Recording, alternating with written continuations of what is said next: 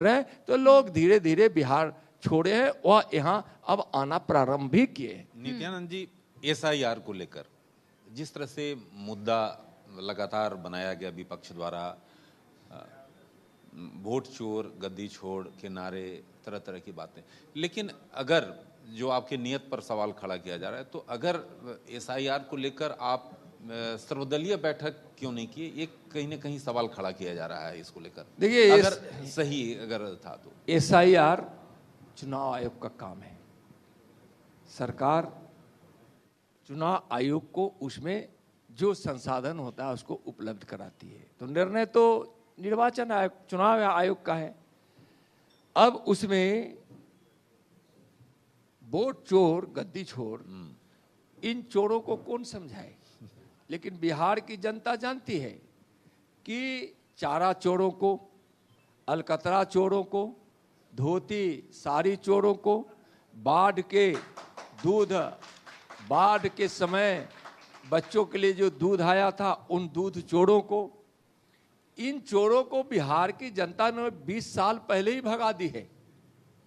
और एसआईआर हुआ वैसे लोग जो किसी भी तरह से फर्जी कागजात लेकर, या फिर सरकार जिस समय कांग्रेस की रही है या लालू राबड़ी जी की रही है, तब वोट के लालच में रोहंगिया, घुसपैठिया और तुष्टीकरण के तहत अपने वोट बढ़ाने के लिए जो नाजायज तरीके से मतदाता सूची में आ गए थे, जिसको नहीं रहना चाहिए, उस पर एसआईआर हुआ है।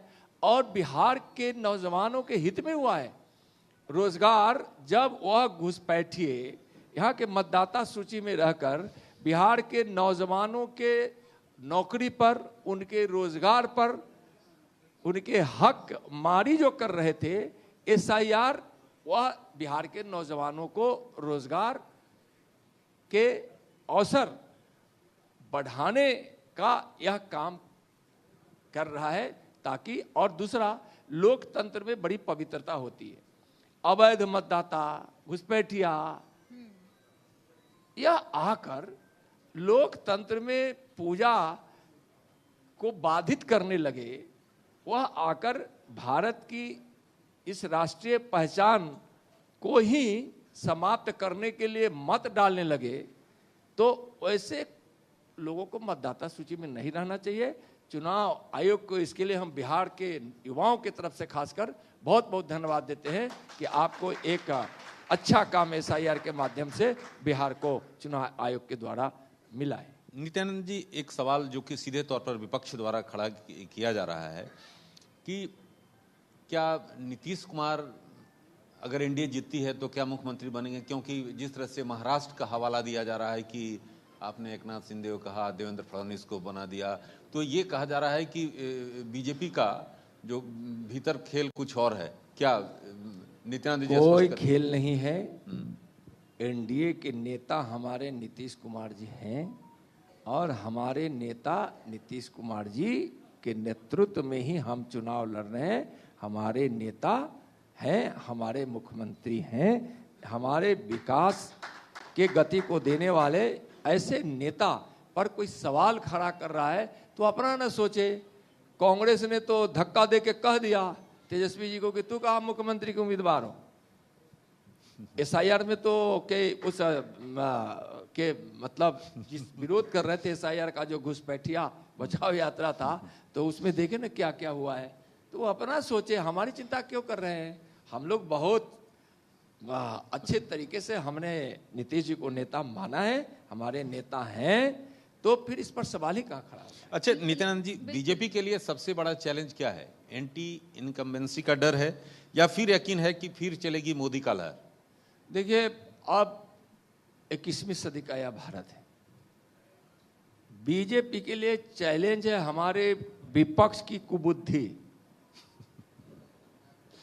अब कोई समस्या चैलेंज नहीं है। चैलेंज हमारे ऐसे लोग हैं जो भारत में राजनीति करते हैं और उसका मंत्र सीखते हैं बाहर। हमारा चैलेंज वो नहीं है कि अब देश से गरीबी मिट रही है, रोजगार मिल रहा है, देश का मान स्वाभिमान बढ़ा है, आंतरिक सुरक्षा मजबूत है, सीमा की सुरक्षा मजबूत है, सीमा हमारी सुरक्षित है, और नक्सलवाद समाप्त हो रहा है, आतंकवाद समाप्त हो रहा है। अब यहाँ देश श्रेष्ठ भारत बनने के लिए लोग चल चुके हैं। 140 करोड़ देशवासियों ने भारत को महान बनाने के लिए आगे बढ़ चला है।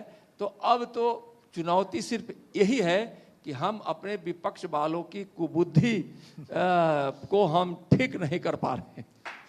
लेकिन एक सवाल जो है, नेपाल में जिस तरह से जो स्थिति हमारे हम आगे बात करेंगे आपसे, आगे बढ़िए। हाँ, जिस तरह से बात करें अगर बीजेपी की, तो नित्यानंद राय जी क्या मानते हैं कि बीजेपी इस बार क्या प्रदर्शन कर पाई, कितने सीट ले पाई? मैं भी कुछ ऐड ऑन करना चाहूंगी। जैसे कि जो मतदाता है वो लगातार ये भी पूछ रहे हैं कि नीतीश का भरोसा बीजेपी पर है या बीजेपी का भरोसा इस बार नीतीश पर?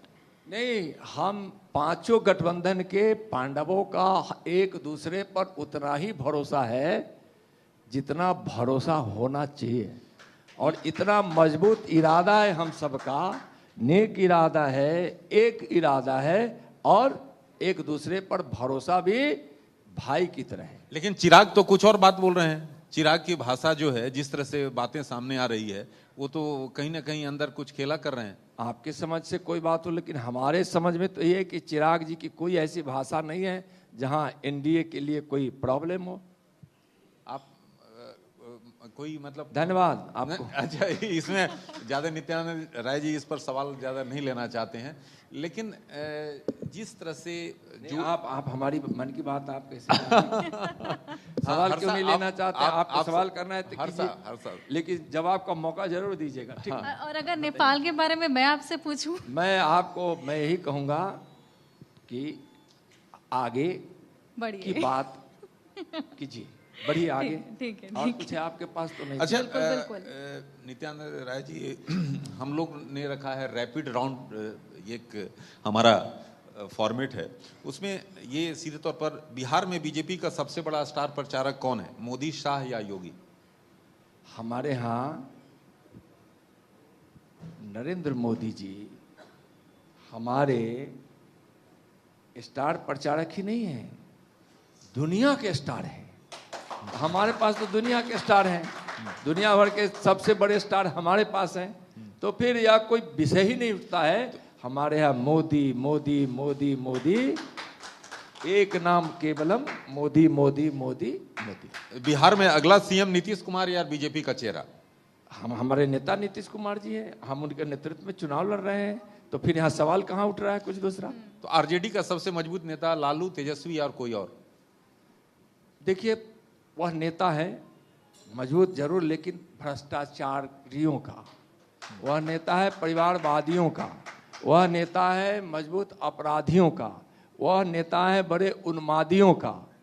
तो ऐसे घोटाले बाजों को, और वही उन्हीं के वह नेता हो सकते हैं। जनता की नेता अगर होते तो 20 साल तक बिहार की सत्ता से बाहर नहीं रहते, और आगे भी रहने वाले हैं। कभी आरजेडी सत्ता में आने वाली नहीं है, कहिए तो मैं दावे से आपको कहूँ। लेकिन नित्यानंद राय जी, एक सबसे पहले किस मंदिर में आपने माथा टेका था, देवघर, काशी विश्वनाथ या अयोध्या? देखिए, हम अपना माथा